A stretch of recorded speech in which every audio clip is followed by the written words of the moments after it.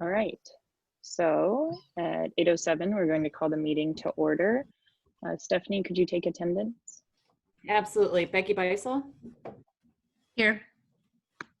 Brian Davis, Here. Lisa Hedin, Here. Scott Durgan, Here. Stephanie Malm here, Dave Pemble, Here. and Kelsey Waits. Here. Okay, so do we have a motion to approve the agenda? So move. Second. All right, any discussion? All right, all those in favor, say aye. Aye. Aye. Aye. Opposed, same sign. All right, motion carries. All right, so our one action item today is to do the learning model resolution. And so we had discussed this last week, and now we've set up a meeting today to kind of officially recognize the resolution. Stephanie will read it. Do we have any discussion ahead of time that we'd like to address? I think it would be good just for the community to get an idea of kind of the survey results. And we recognize that this is a really complicated decision, and that not everyone is going to be happy with it. And again, we really appreciate your patience and working with us as we continue to try to figure out what fall is going to look like and what the rest of the year looks like. And as Superintendent McDowell had said last week, change is really the only constant here. And we're working on that flexibility, so. So maybe just because the community can't be on live right now, then, we've just to remind folks that after Wednesday, and Wednesday was, I think for a lot of people, the day that things got really real, really fast. It was kind of one of those milestones, and that wasn't just for us, that's for districts around the state. And so one of the things we did after that work session last Wednesday is we put out a survey to staff, and we put out a survey to parents, and we really asked them a very simple question of what do they like about the plan, and whether they have concerns, to what degree do they have concerns about the plan. And so while not overly scientific, it does give us some information. We asked people on a scale, some of you have seen it, 1 to 5, to what, rating to what degree do you have concerns. And so as we looked at that, we kind of said, if people put a 4 or 5, they're really concerned about something. And so that's where, for me, coming up with the kind of the percentage or guesstimates, my best guess of where we sit, we really hover around 50%.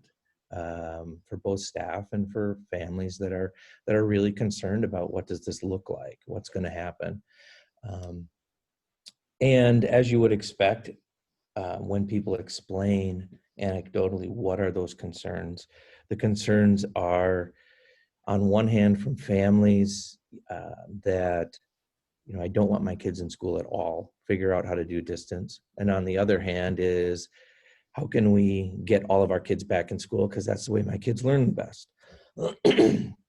Other concerns had to do with the physical plant, which a lot of us have talked about. Everything from what's the cleaning schedule, what's the filtration, what's the maintenance going to be, how are we going to mitigate that risk as we bring students and staff back, which kind of crosses over into staff concerns, which is the concerns of not only how do I teach students in person, but at the same time, how do I do a distance learning model? And then how do I take care of my kids at home at the same time? Which then relates back to the parent concerns of, while we appreciate the level of detail in the plan, I just don't have it figured out yet how I'm going to have my kids in school 2 days a week. And then how do I distance learn with them 3 days a week? And how do I do daycare? And so, to me, it's a sign that we're really in a very unnormal state yet. People are really trying to wrap their heads around not only what does this look like, but how do I do this? Whether I'm a parent of one child, a parent of multiple students, I'm a teacher, an administrator. There's just a lot that's flown around in people's minds about this. I don't see our data any different than what I'm hearing from other superintendents, from other districts, and it really doesn't matter whether it's a small district, large district. The only change has been the scale to which things are happening. So that's kind of the survey piece. What it helps us with is navigate, what do we need to be putting out for information for folks, right? What do we need to be continually sharing? And I think that's the one thing that the staff and parents are going to see this week is now that we've provided a communication to everyone about what does this hybrid plan look like and what is our trajectory? What does it look like as cases either become less over time or become more over time? How do we switch on that dial? And who should they be going to with questions? And that is really going to be now where we're pushing families to reach out to their principals, because each of while our plan in scope is the same direction, each of the 3 levels, elementary, middle, and high school, are going to be dealing with this in a different specific way because they've got different programming going on. We're even probably going to see some differences as we move along. How do we deal with kindergarten versus 1st through 4th grade, just because there's some different nuances there. And so that's what I would share with families is now we're going to hit that phase of being able to ask questions specifically to building principals. Building principals are meeting with staffs this week to a larger extent to try and really work out more of the details of each one of these plans. And as I replied to a couple parents this weekend, I'd love to have more specifics, but we continue to build this thing while we're flying it or while we're standing on it. And we're not alone in that. And that is exactly what parents don't want to hear right now. And we get that. But I don't have a better answer at this point because we've got while we're not the largest district in the state, we're still a pretty big district, right? We've got multiple buildings. We've got pre-K through transition programming and ALC, and we have multiple buildings with different ages of buildings. We have different staff. We have staff that are in different places. That the list goes on and on and on and on with all of the different things to try and figure out and move as fast as we can, but at the same time go slow to go fast in the end. Because the worst thing that we can do to families is say, we're going in this direction and then just kidding, no, we're taking a left turn. And so we want to make sure we're going as fast as we can, but not faster than what we can manage or have the capacity to do. So with that, moves us into our resolution for today, which is not uncommon for most districts at this point in time, where we're asking the school board to pass a resolution that sets the base programming. And again, that would be the hybrid model. And then shares with the community that we're well aware that we're going to be moving probably between less of that or more of that, depending upon how this plays out. And then the other thing that the resolution does call out is that we will be in positions where we may have to change and tweak our calendar along the way, which I'll remind folks, that's the reason why we only put the calendar out through Thanksgiving at this point, is we didn't want to promise or set in stone changes past Thanksgiving if we didn't have to, and we'll be monitoring that as we get closer to that date and time. So with that, I'll turn it over to questions or back to Chair Waits. Does anyone have any questions? Lisa? I didn't have a question specifically, but I did want to share that the themes that I've heard from community members, aside from the I want my kids in school, I don't want my kids in school theme, is, and I've been telling people that this is going to get settled over time, is having to make a decision between the online academy and the hybrid learning, is just understanding the details of that. And my expectation is that that's going to come out. I too would like to know that in excruciating detail prior to making a decision, and recognize that that's probably not going to be the case. But telling people you're going to have to stay actively engaged this week, and you can't make a wrong decision for your family. It might be different from mine, but but nobody's going to make a wrong decision for their family. They're going to make the right decision for their family. But is that accurate to expect more? Yes, it Maybe is. not excruciating detail, but more detail about. Yes, I would say that as the days progress here this week, we're going to get more and more detail. Um, Again, we really heard from families from the spring that families wanted the option of something different for this if we were having this full distance learning. And that's why we've gone in the direction of separating out the online academy for families that say, I don't want to be moving back and forth. I want to pick one and I'm going to stay with that. Versus distance learning, which is why we titled it two different things. Distance learning is that ebb and flow, whether it's an ebb and flow between a grade level or a building or the district, or it is where a student might get sick or can't come to school. They would stay in distance learning for a lot of the questions. That way they're able to flow back in to that normal progression of learning of the classroom, whereas online will look and act a little bit differently. I think the pieces that we're working out there is with regard to a lot of the questions is, what does that truly look like if, for example, I get through the first semester and I decide I don't want to do it anymore? How does that jive back with the distance learning or the hybrid learning classes, things like that? And that's what Principal Kovac, Principal Johnson are working with their teams this week, along with teaching and learning, to really get some more of those details figured out, which relates back to my previous statement. We don't want to overpromise and underdeliver. We'd rather make sure we've got it totally figured out and incrementally put it out there. The one thing I would tell families is that I view this kind of as a ratchet or a chicken and an egg situation. As a district, we kind of need to know how many people are interested in it so we can plan for the scope, but a family wants to know the details so that they can plan their scope. And so we've kind of hit that juxtaposition where we don't have a great answer.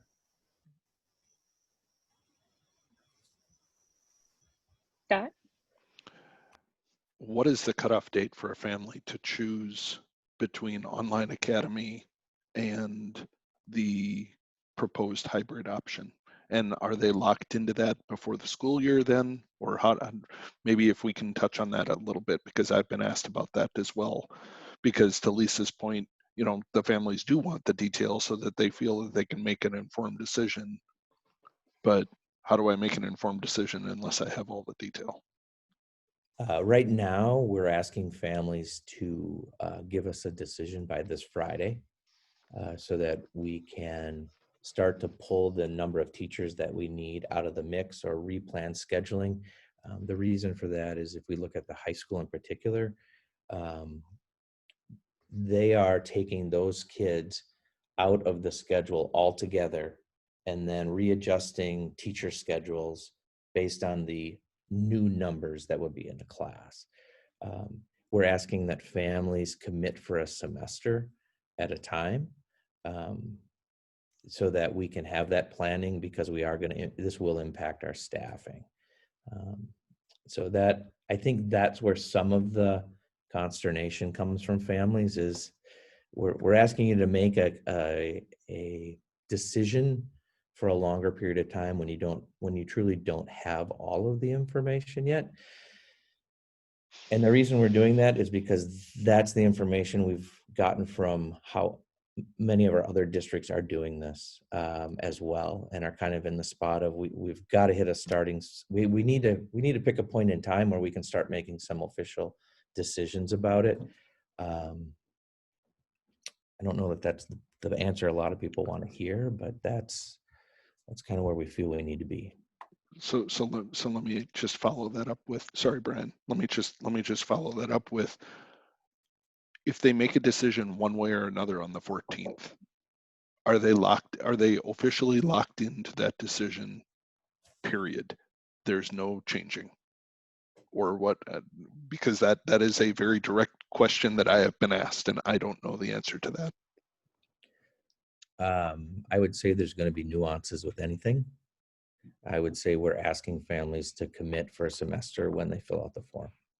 Yeah. at this point. Thank you. Okay, Brian. Just so everybody's clear publicly, in terms of the distance, in terms of the Hastings Online Academy, can you just real quickly just make sure that we're clear on whose curriculum is it, who's teaching it? Yep.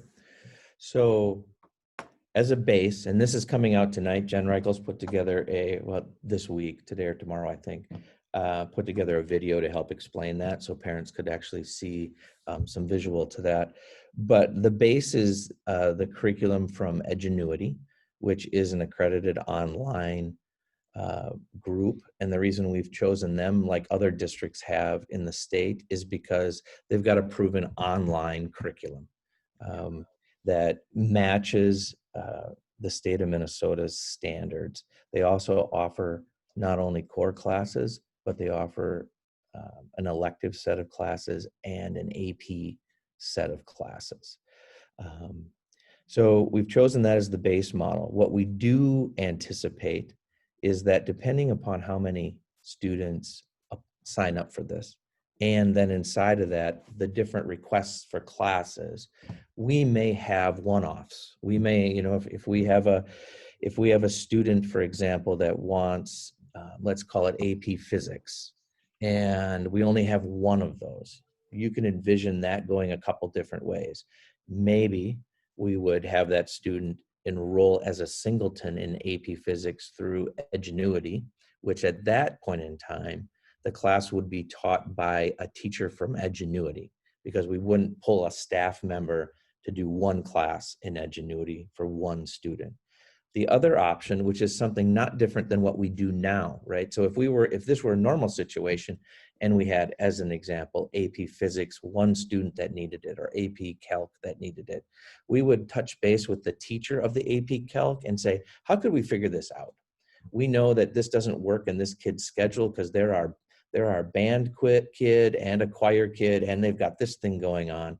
And so we work out things currently with our teachers in terms of figuring out how do we do those nuances. But as a general rule, we'll start with Edgenuity and our teachers teaching the class. So English class through Edgenuity, history, geography, math, those will be pulled out, and our teachers will be running the regular sections using the Edgenuity and our curriculum, because that's the thing we liked about Edgenuity, is that it would allow our teachers to put their stuff into it as well as we move along, but wouldn't require them to build out a whole online curriculum.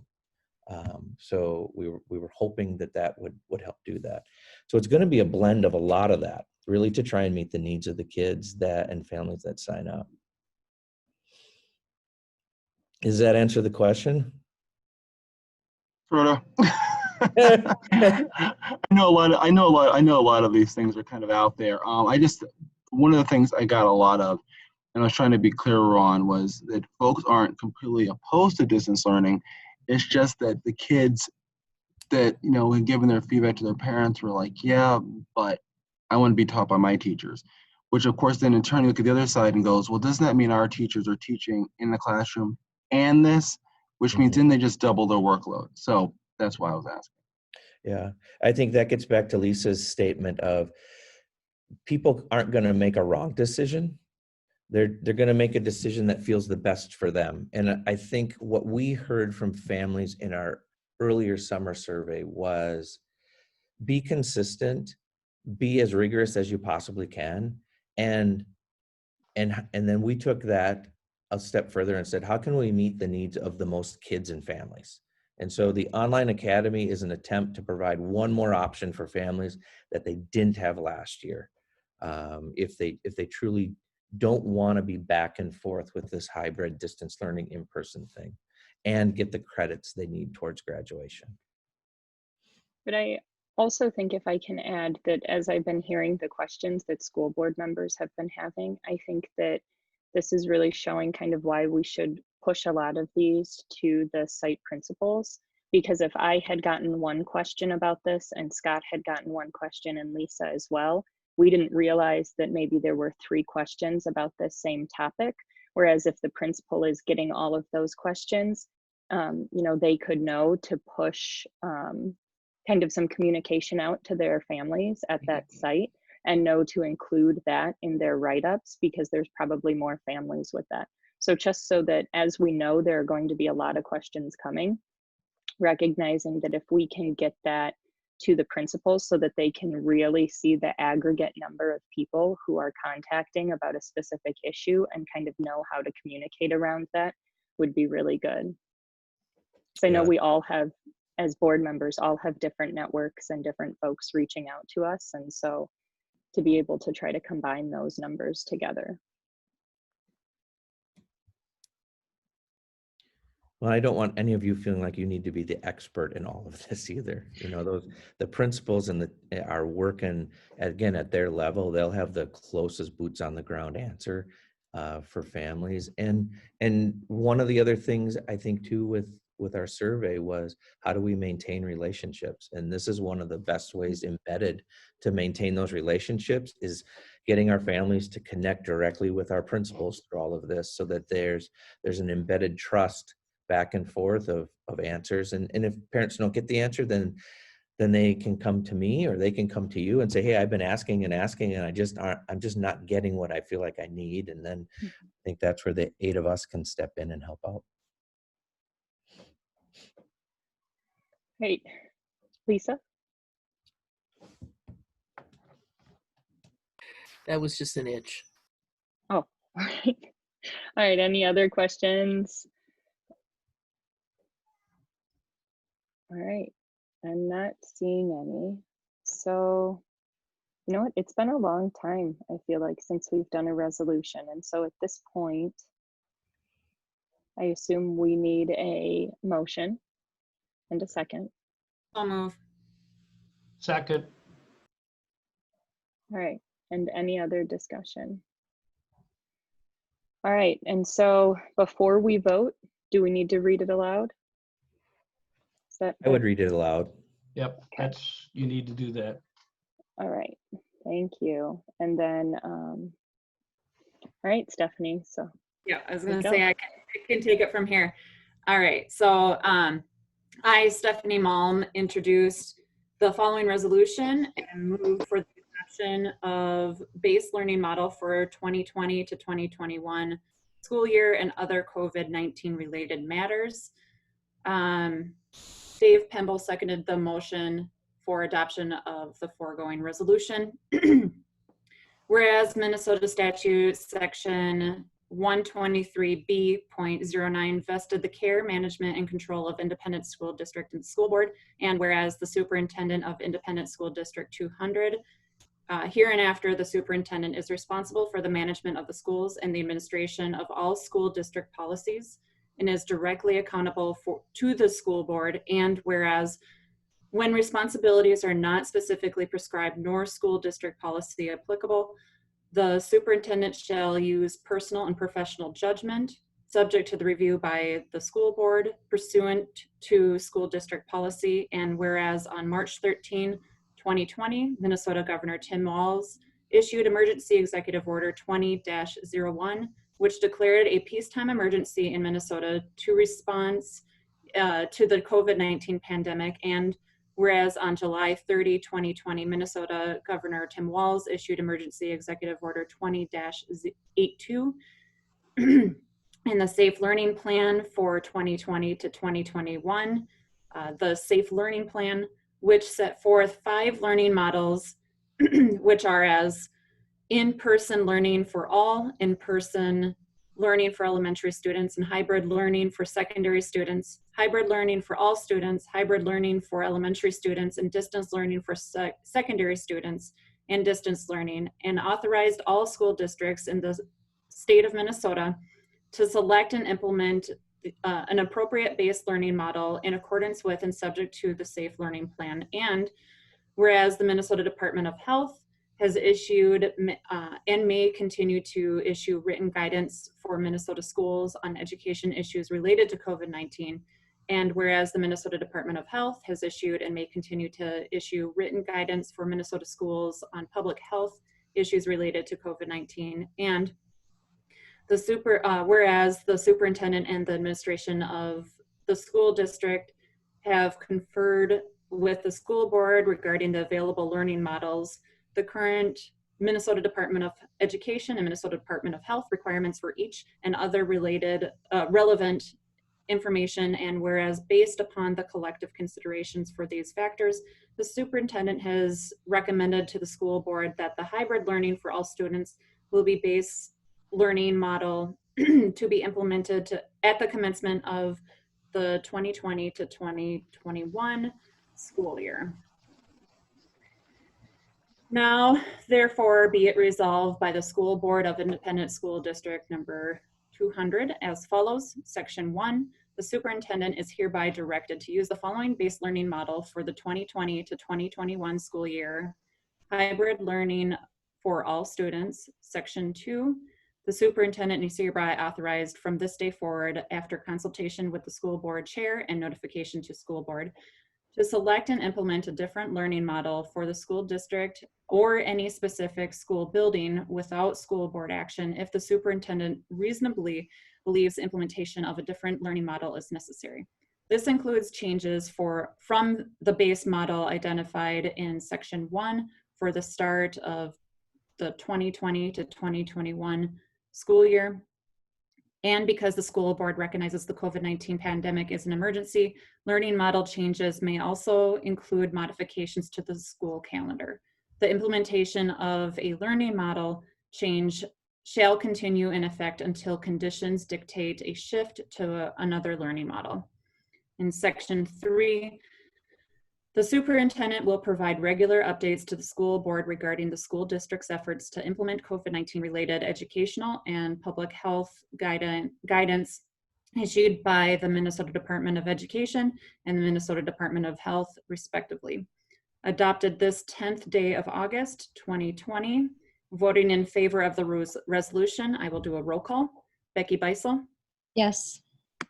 Brian Davis? Yes. Lisa Hedin? Yes. Scott Gergen? Yes. Stephanie Malm, yes. Dave Pemble? Yes. And Kelsey Waits? You're muted. Yes. Sorry about that. All right, thank you, Stephanie. And so with that, that was our only action item for today.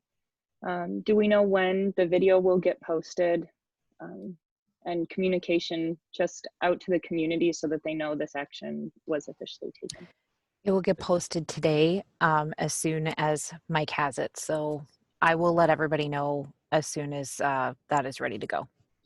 And I think what I'm going to do as soon as we're done here is I'll work with Deanna to get a message out to families in the community as soon as possible that just announces that we've done this resolution and that a video will be coming out. Okay, thank you. great. I was gonna ask that we do something prior to the video coming out. Yep. Yeah, I think a lot of people were waiting for 8 a.m. for us to be live streaming it. So getting that communication out as soon as we can would be great. We will do that. All right, thank you. And so with that, do we have a motion to adjourn? So moved. Second. All right, all those in favor? Aye. Aye. Aye. All right, the motion is adjourned. Thank you very much for meeting at 8 a.m. on Monday morning. Thanks, And, everyone. I hope you have a great day. Have a good Care. day. Have a good day. Be well. Bye-bye. Bye.